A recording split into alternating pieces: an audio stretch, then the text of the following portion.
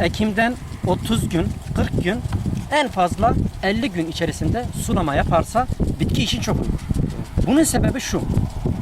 Biz ilk başlarda bitkiye az su verirsek bitkiyi az suya alıştırmış oluruz ve kökleri daha derine gider. Kökleri derine gittiğinde de ileride çiftçimiz gerek elektrik sıkıntısından dolayı su sorunu ve gerekse bazı diğer sorunlar, örneğin adam kuyu kazmıştır ve o kuyuda sorun çıkıyor. O şekilde sulama yapamıyor.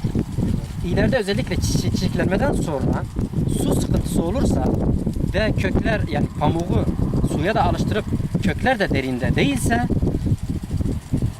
o şekilde her tarafta kök olmadığından dolayı, kök derinde olmadığı için su sıkıntısı yaşayan çiftçilerimiz gerek daraklar ve gerekse kozalar, hatta büyük kozalar dahi patır patır dökülmeye sebep olur.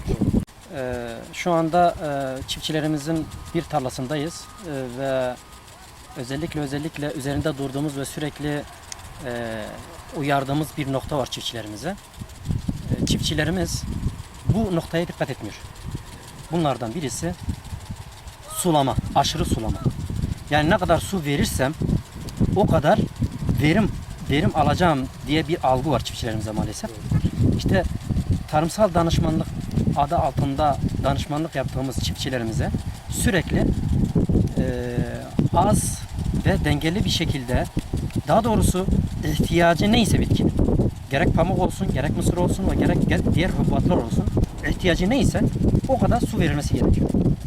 Şimdi şu anda gördüğünüz gibi yan tarafımızda fiskeler çalıştırılmış durumda. Bunlar, yani imkanımız olsaydı su verilen o taraflarda köklerine bakardık. Aşırı bir şekilde su yine bu suyun üzerinde yine aşırı bir şekilde 5-6 saat verilirse köklerinde bir durma olur. Kökleri derine gitmez. Fakat dengeli ve yeterince su verirse özellikle pamuğun ilk çıkışları zamanında. Örneğin pamuk çıktıktan bölgeye göre değişir. Ben Renşehir için konuşuyorum. için maalesef o şekilde çiftçilerimiz mağdur oluyor. Bizim istediğimiz ise ilk önce suyun fazla verilmemesidir ve belli bir şeyden sonra özellikle çiçeklenme ve koza zamanında suyu dengeli bir şekilde ve suyun eksik etmemelerini istiyoruz. Haşereler vardır. Trips yediğimiz erkenci haşereler vardır.